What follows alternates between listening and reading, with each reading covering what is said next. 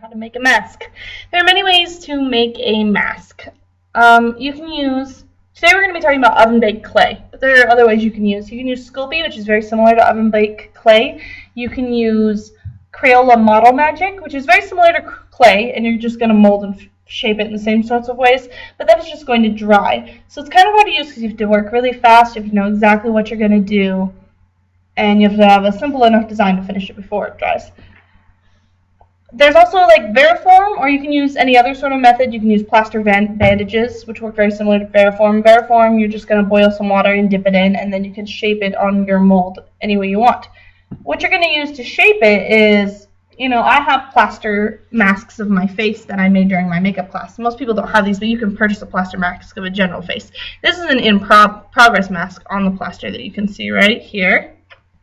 And then this is the mask that I made before, but I didn't use enough PAM, and I couldn't get the mask off of the plaster. But you can see the plaster mask underneath.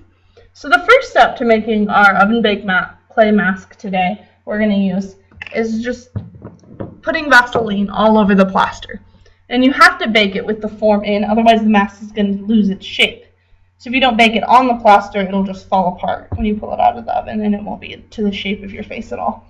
So we're still going to bake it on the mask, but I covered this mask in Vaseline, so there wouldn't be a problem with getting the mask detached from the plaster. Sorry.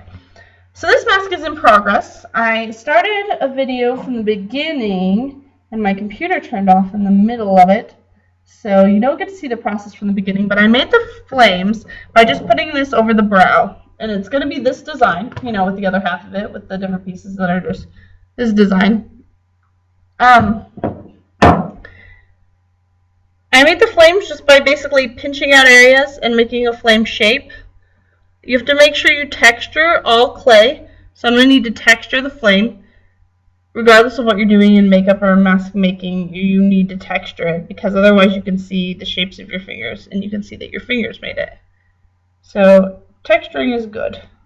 Better concepts. There's the fire that you can see right here. You can see a little better in this piece that's broken off and painted. And then there's the wind and the rain that you saw earlier. And then there's the earth.